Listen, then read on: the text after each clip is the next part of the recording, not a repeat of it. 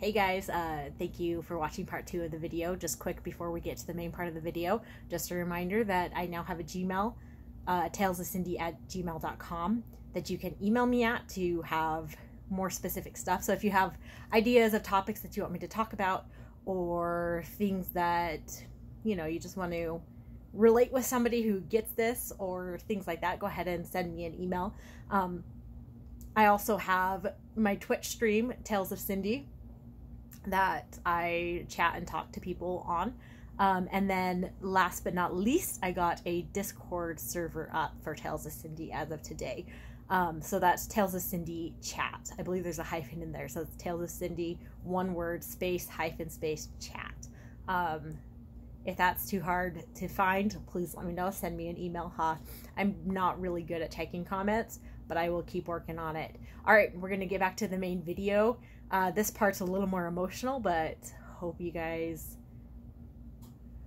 can understand the real meaning. And I really appreciate you guys participating in my journey. Thank you for being my support. I'll talk to you guys later. I am going to say this too, guys. I grew up in Utah, and there's going to be a lot of people who are like, well, what difference does that make? It makes a big difference. If I had grown up in California, I would have had more exposure to these topics at a younger age. Growing up in Utah, there's a lot of conservative ideology. That's one of the reasons that, like, there's other parts of the country that were way more embracing of same-sex couples and same-sex stuff, even now, today, than Utah is. Utah, my friends in Utah have a harder time adjusting to this than my friends outside of Utah. Not to say that all Utahns are that way, because it's not true at all. It's just not. But there is this cultural conservatism that limits this.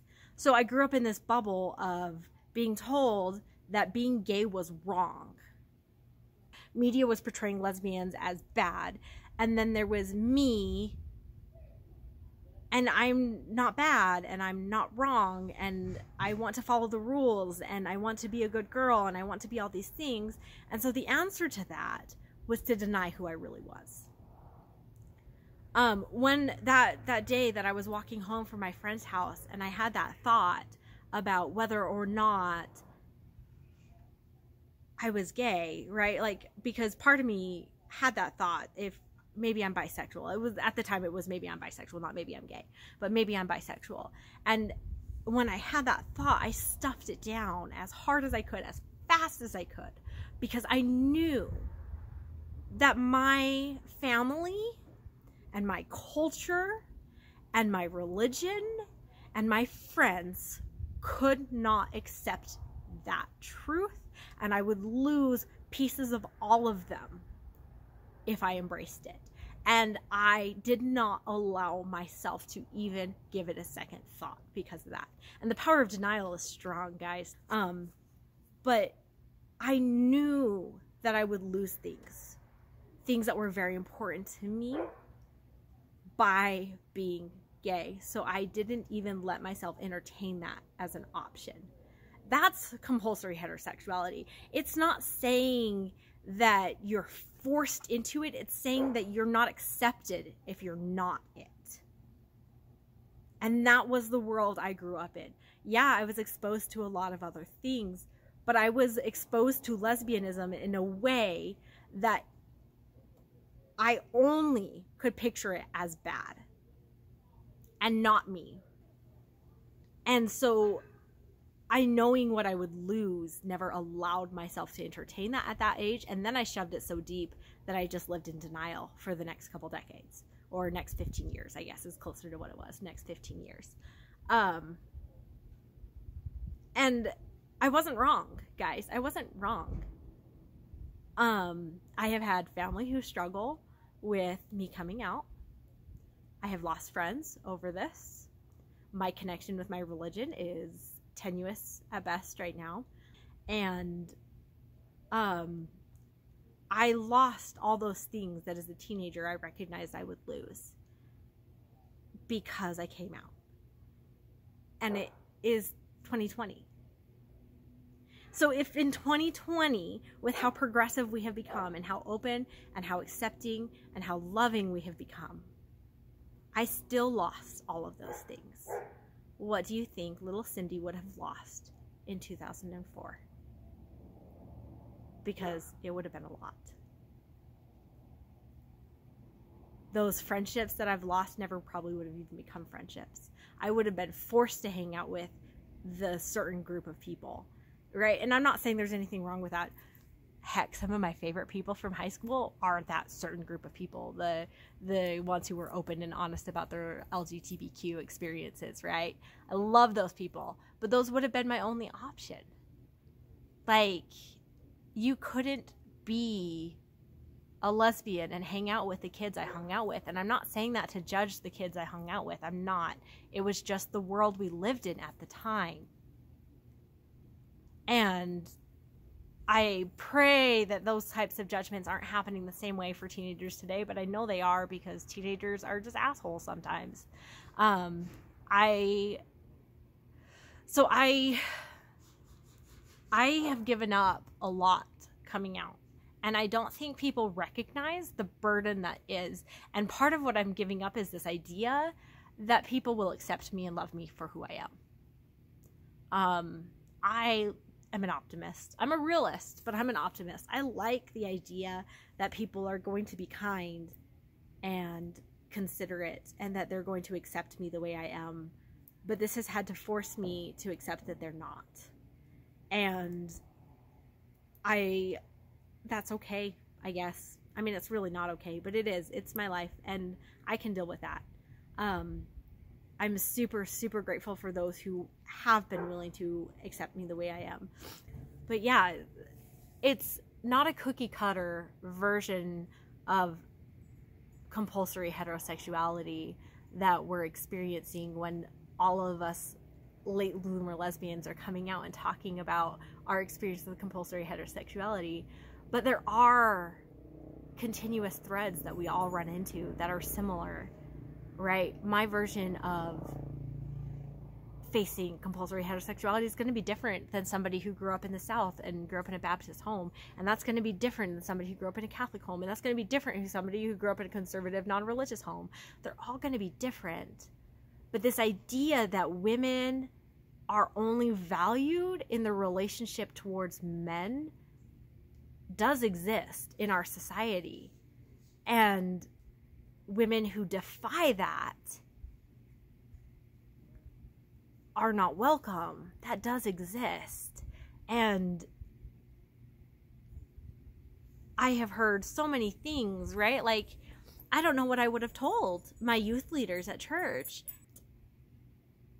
It was so focused on marriage and growing up and meeting the man and marrying the man. We had youth activities where we wrote lists of our ideal partners, like lists of what we wanted in our husband. There was no room in that culture for somebody who didn't want a husband. There's no room for women who don't follow the cookie cutter mold unless they break out and create their own lives.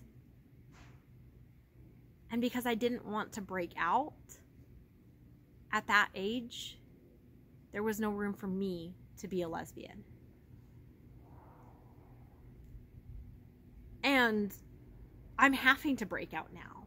Even in 2020, I am having to defy cultural standards. I went into a gas station the other day wearing a rainbow mask, and because I pass as straight, the woman spent the time discussing how she loved rainbows and she hates how the gays have taken them over. And I just didn't have the energy to tell her, well, I'm gay. I just didn't have the energy to do that. But because I look a certain way, and I talk a certain way, and I act a certain way, my existence as a lesbian is being denied even now in 2020. So yeah, this was a problem. This is something that I didn't have guidance for back in 2004. It's been 16 years of incredible progressive movement.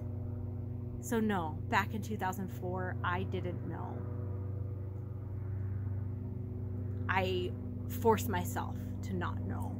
I forced myself to not accept. I could have recognized it at the age of 14, but I chose not to because of how much pain I would have to face.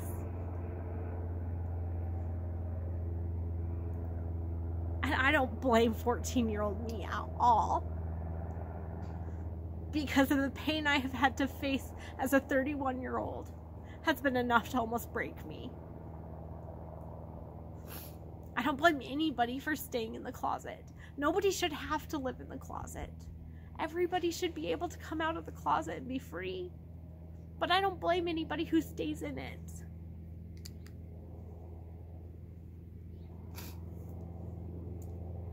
Because even now, in 2020, there are too many people in society who don't accept me. And I'm strong, guys. I'm a really strong woman. It takes a lot to break me.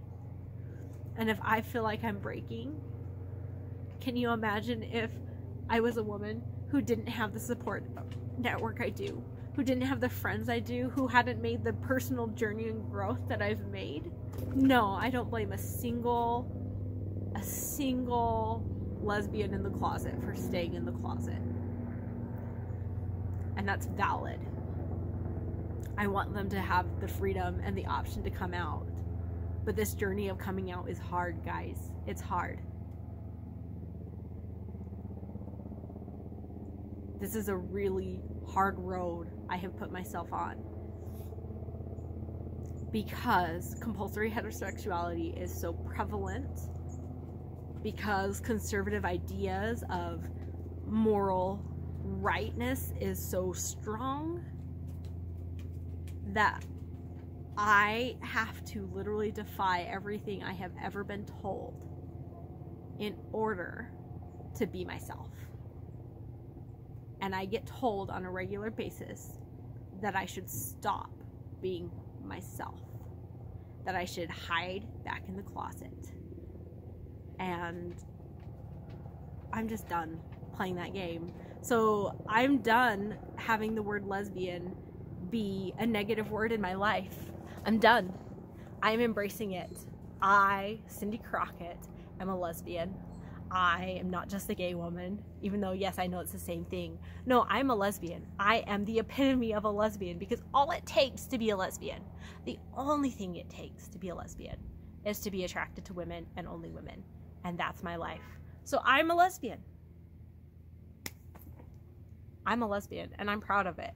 And I'm going to honor my labels, and I'm going to take that back and use it as a good thing. It's really funny that lesbian is such a bad thing, but gay isn't to me. And I think my mom actually is the one who accidentally did that.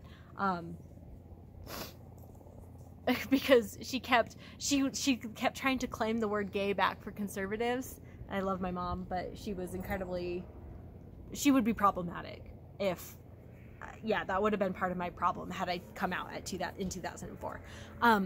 But she kept trying to claim the word gay back for conservatives, and she's like, gay just means happy. So I ended up associating the word gay with happy. So like, being a gay woman, that's me being able to live my happiest life, right? Like, when I'm a gay woman, I am the happiest version of myself, and that is a true statement. But lesbian never got that positive connotation for me, so I'm gonna make it. Being a lesbian means I am a strong, proud, beautiful woman, and that's how it is. I am Cindy Crockett. I am a femme lesbian, and I am okay with being a femme lesbian. And if you're not okay with me being a femme lesbian, I'm sorry, but this is my life. So stay tuned for future videos and future updates. I will do my best to have them more regularly. My goal is to actually do 2 a week at some point. One more focused on the gay journey, and one just on general life stuff. So I'm working towards that. It may take me a little bit to get into my groove. I'm still in transition in life. I'm still in Utah, haven't made it to Washington yet. So hopefully all of that starts changing and we get these coming out more regularly. Thank you guys for being patient. I love you, and I'll talk to you later.